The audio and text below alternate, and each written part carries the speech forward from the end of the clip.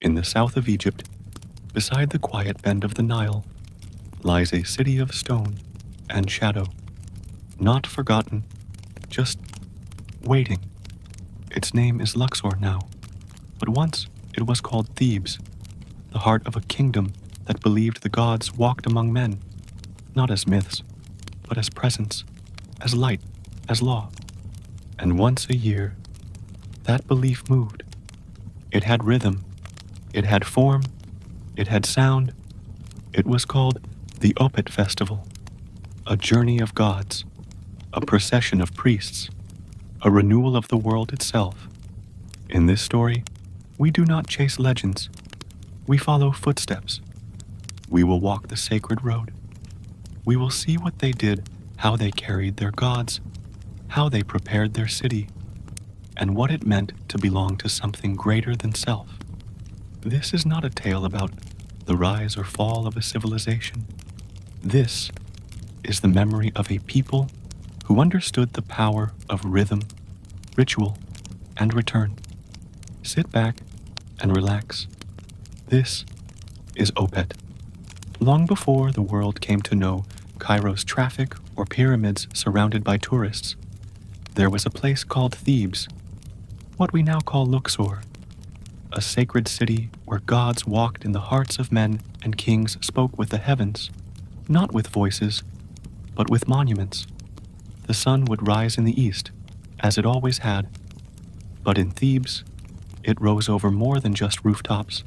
It rose over obelisks, over long stone corridors lined with silent statues that had witnessed centuries go by without blinking.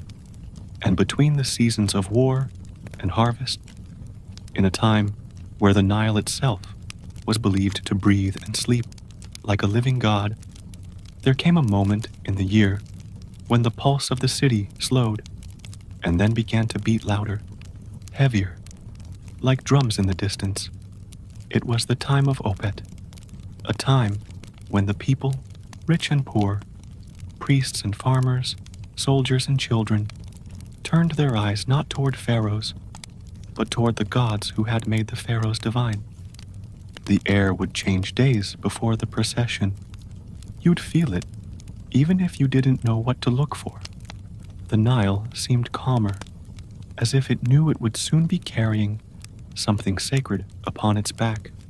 The wind spoke less, as if pausing to listen, and at the great temple of Amun, deep in the heart of Karnak, the priests had already begun to wake the statues, preparing them for a journey that was not just across the city, but across the boundary between the seen and the unseen.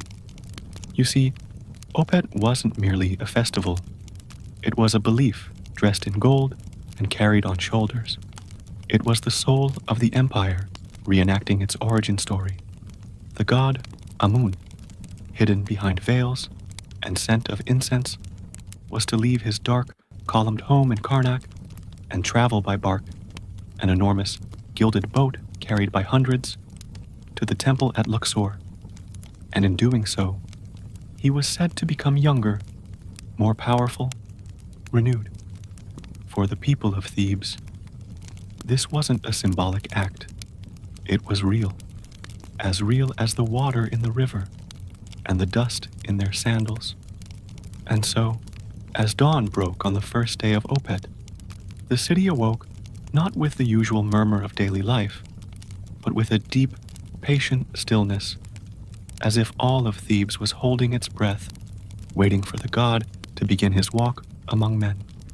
At the first break of sunlight, when the morning air was still cool enough to cling to your skin, the high priests of Amun were already deep inside the sacred inner chambers of Karnak Temple.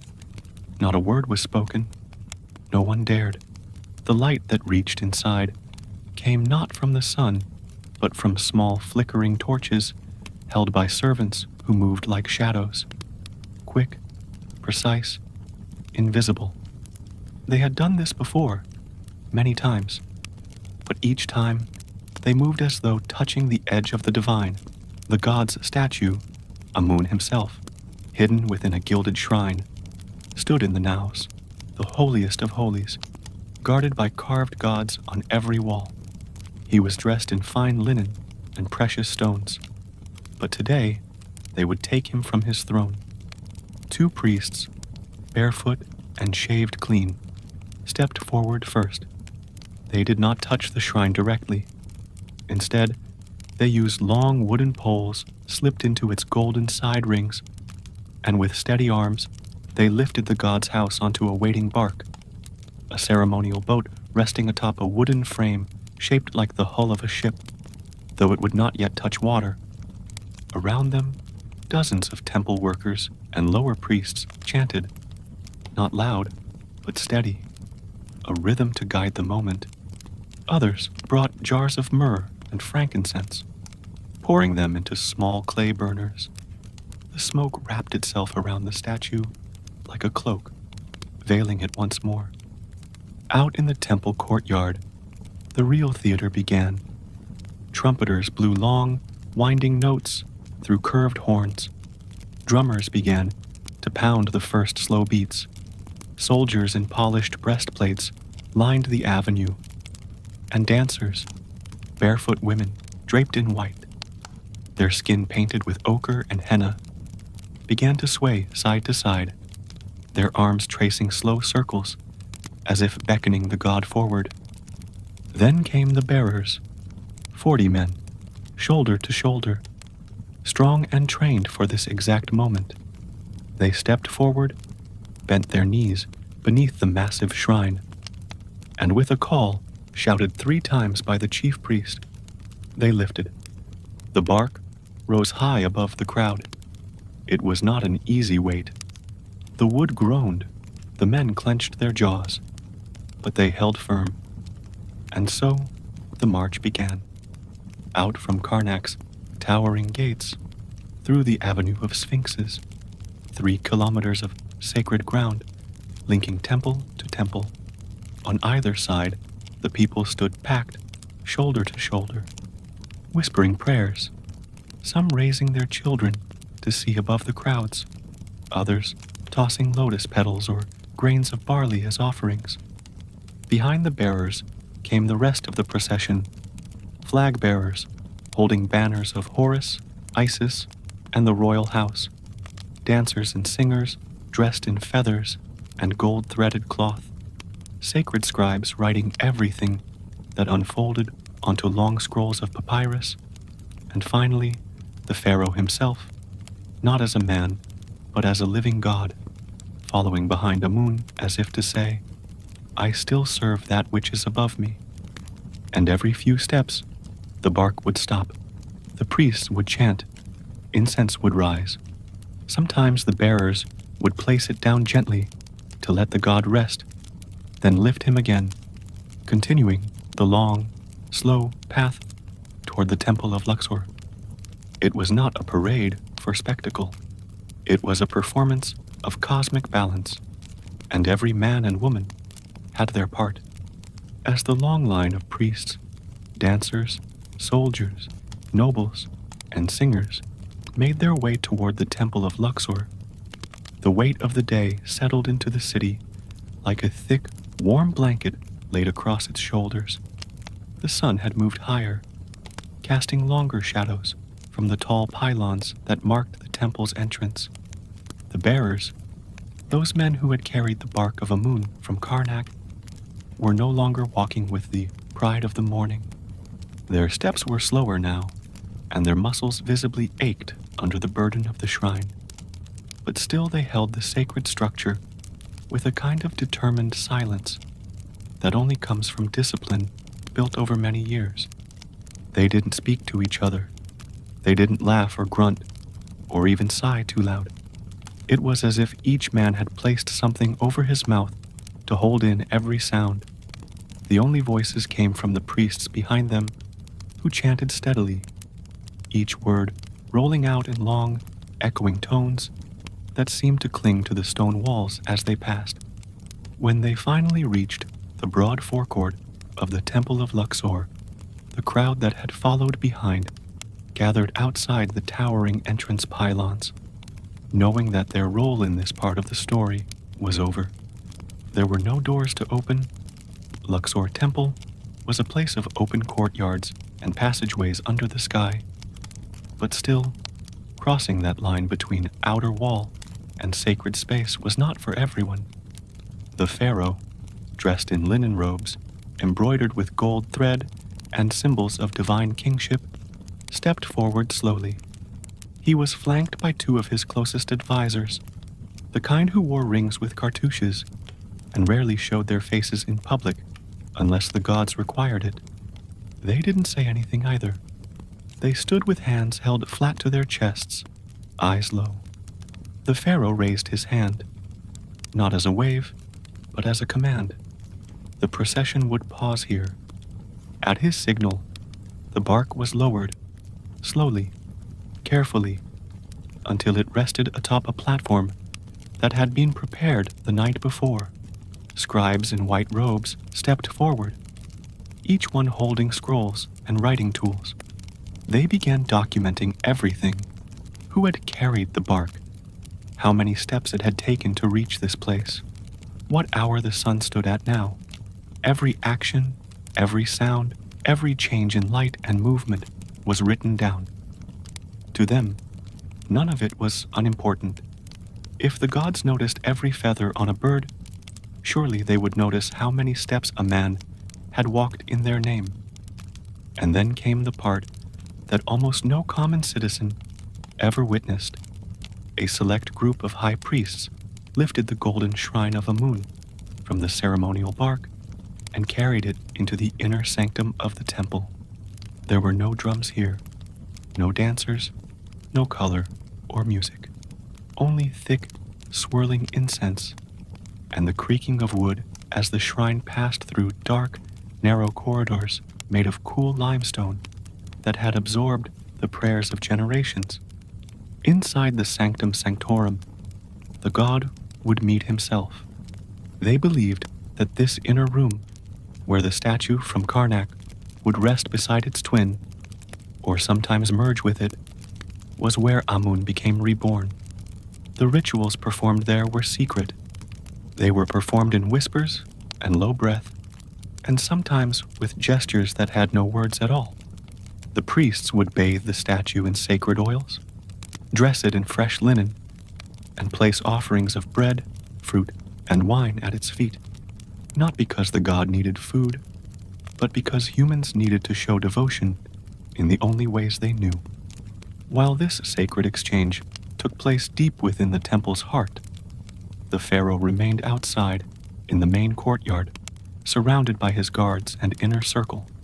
He did not yet enter the holiest room, because that privilege was earned through purification rites that could take hours, or even days. Instead, he stood quietly, his face unreadable, his hands folded before him, as he waited for the moment when the priests would call for him to take part in the final act of union. Outside the temple, the city had quieted again. The children who had cheered earlier were now sitting beneath the shade of trees. Vendors who had lined the streets in the morning with baskets of dates and pots of honeyed beer were now packing up their things, speaking in low voices as they watched the temple from a respectful distance.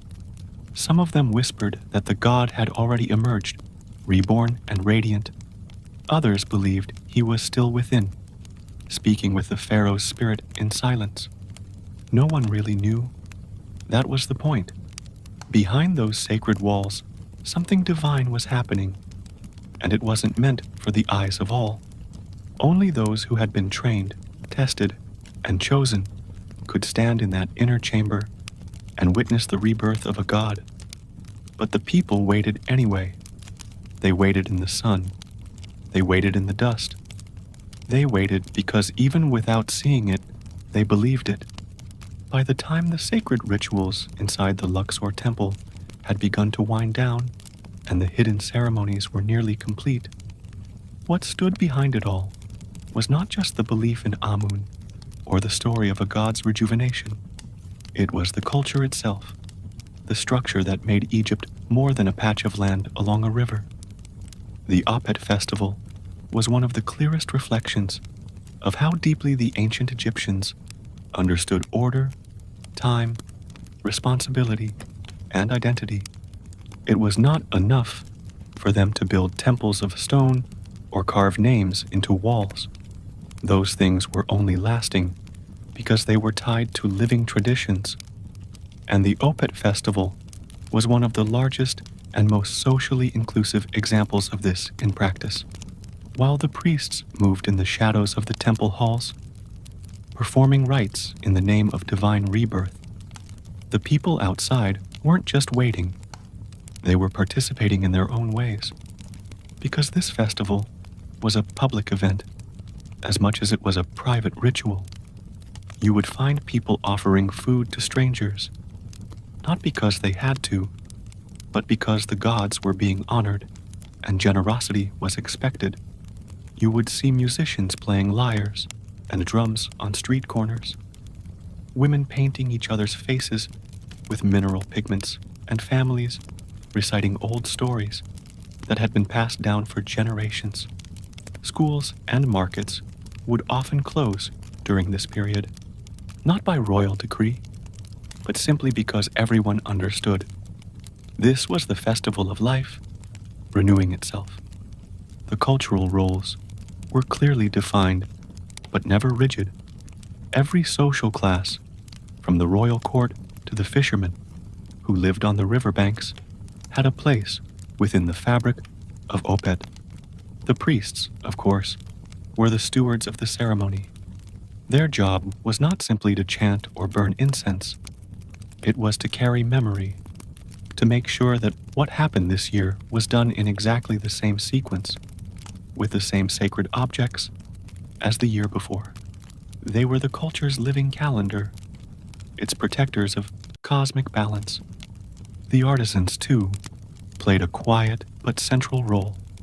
In preparation for the festival, months in advance, teams of sculptors, goldsmiths, woodworkers, and weavers would work day and night to refurbish the bark, polish the god statue, and craft new garments or banners to be used in the procession. These people weren't merely making decorations. They were preparing the skin of the ritual, the visible form that allowed the invisible beliefs to come alive before the eyes of the people. Even the military had a ceremonial function.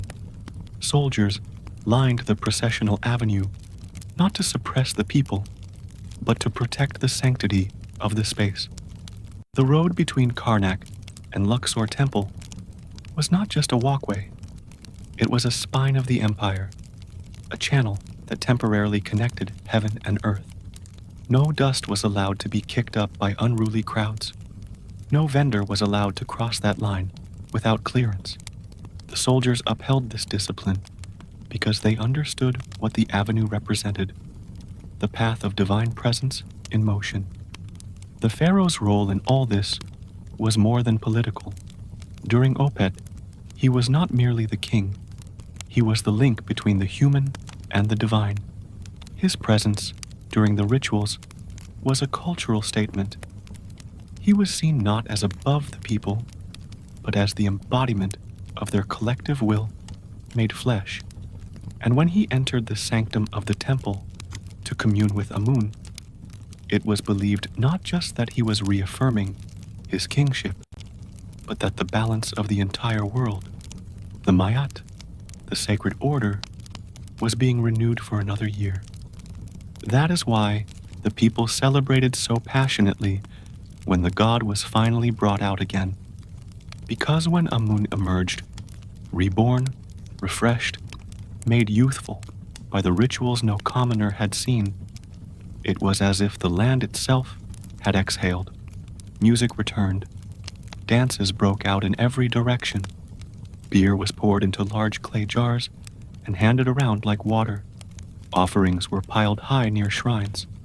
Children were dressed in amulets, shaped like scarabs, and eyes of Horus, each one told by their mother, "This will keep you safe for another year." And all of this, every part of it, was not improvised. It was cultural knowledge. It was repetition, not out of boredom, but out of devotion to continuity. The Egyptians believed that if the ritual was not done correctly, the balance of the cosmos might be thrown off. The Nile might flood too much or too little. Crops might fail. Stars might go out of rhythm.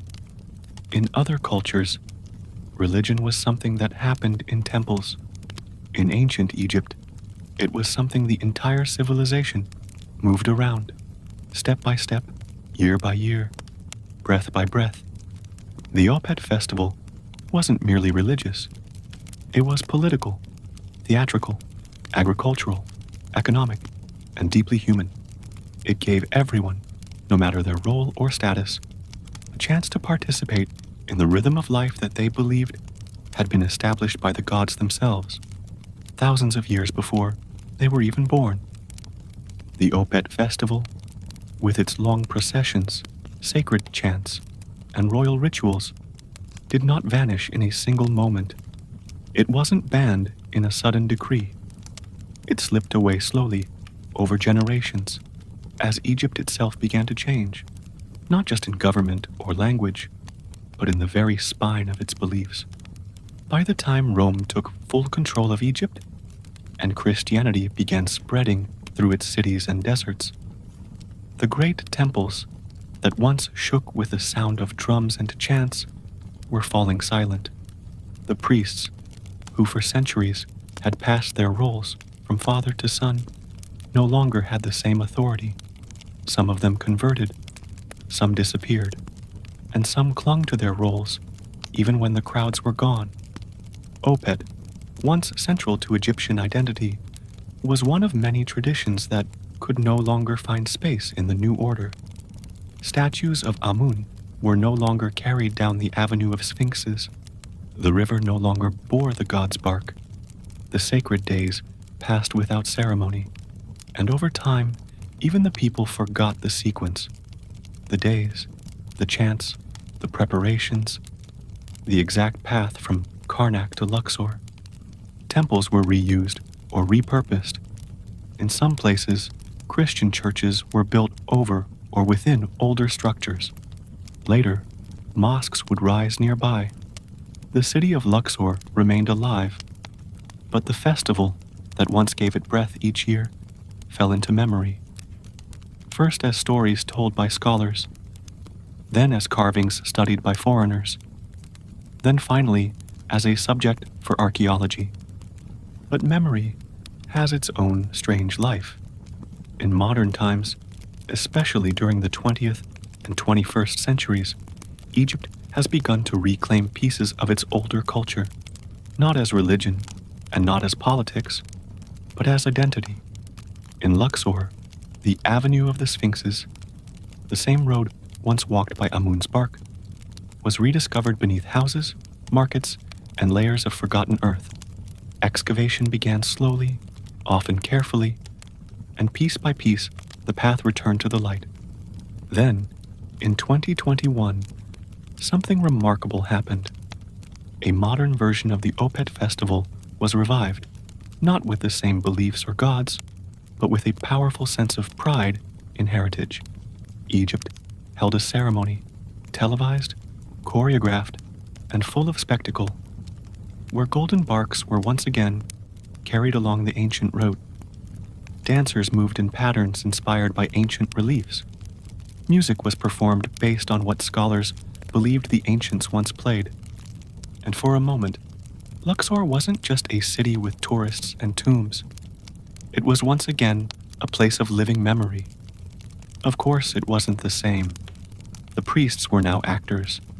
The pharaoh was replaced by officials. And the god, Amun, did not return in spirit to speak through statues. But something important was still happening. People were looking at their past not as ruins to pose with, but as culture worth bringing forward. In smaller ways, the spirit of Opet also survives in the way Egyptians treat their festivals today. Family gatherings, large meals, the cleaning of public spaces, the music, the dancing in the streets. These are cultural habits shaped over thousands of years. The form has changed. The gods have changed.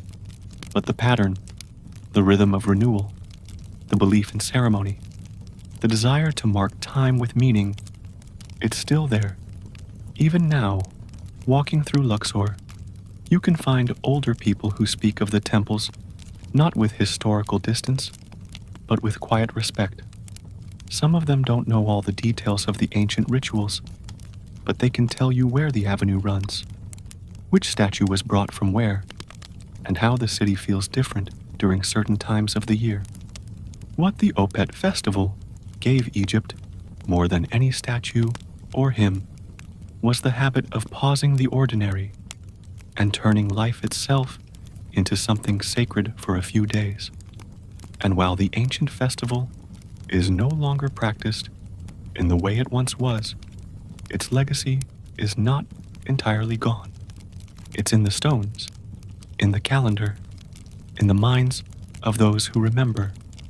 And maybe, for a few days each year in Luxor, it still breathes.